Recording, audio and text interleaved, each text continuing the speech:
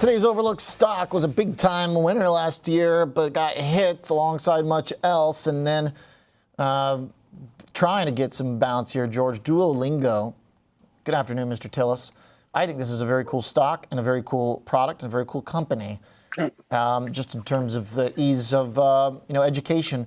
And I think the market agreed with me last year from 145 to 441, pulled back on the last earnings down to 288, and now today an analyst is basically saying go for it. Yeah, I mean, I think it's in an interesting position as a stock. I mean, obviously the 440 level hit around February 19th. That corresponds with the market peak, at least in our current decline or since our current decline began. But nonetheless, I mean, it is a popular online learning platform in terms of languages, but they did expand their offerings slowly but surely into other areas like math and music, and of course, their global expansion is really, I think, the catalyst for some of these analyst calls. But the company did report earnings as well in the midst of the decline, and that added to the pressure. They did post earnings back on the 27th, and they did come out with pretty good earnings and sales and, of course, EPS. They did denote some daily active user growth, which is actually pretty profound at 51%. So daily active users for the platform as a total is over 40 million. Monthly active users grew 32%. And those numbers are basically at like 117 million.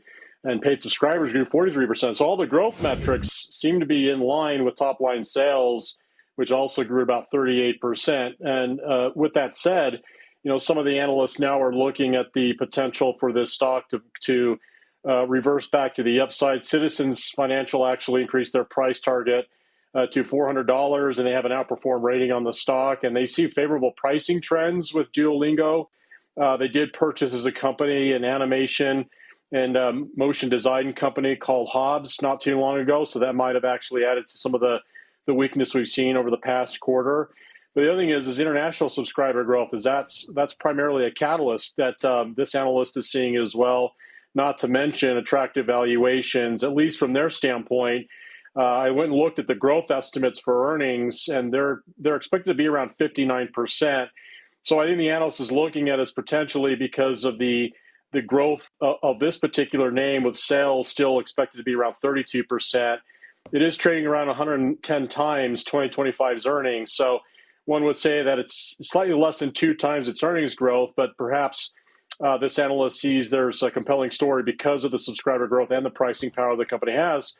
Because if you look at the last year, net income margin is actually now about 13% of total sales, and gross margins around 72%. All right, it seems pretty decent for a growth business to have those margins.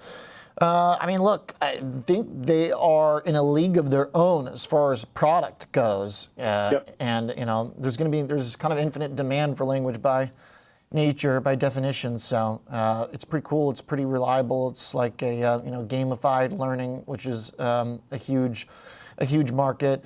And I think stickiness is maybe one of the questions. Is do people stick with it?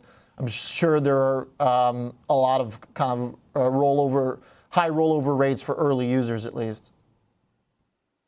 There's a possibility, and I think that's why they're potentially now adding other offerings like math and music. And the other thing is, you're right, model. the animation tools that they've actually implemented have actually been quite popular. Yeah. If you look at the last quarter, paid subscribers grew 43%, but they're also total bookings and subs grew 50%. So this one, certainly keep an eye on this one. Maybe it's growing at a reasonable price, considering that's a pretty lofty earnings growth estimate, but I did look at the chart as well. It seems to be wrestling or nestled right around that 200-day moving average. For what it's worth, that might be a pivot point for the stock. Muchas gracias, George. We appreciate you. What's Okay, OJ. ¿Puede hablar otras lenguas, George? Do you speak other languages? You speak some Greek, George? I do. Greek and some Spanish, OJ. There we go. All right. Yeah, I'm a little rusty. I have to get on Duolingo. All right. Well, branching out products, keeping people in there. It's going to put the crossword out of business, keeping us sharp. Duolingo. All right. Seems like pretty good business. Thanks, George.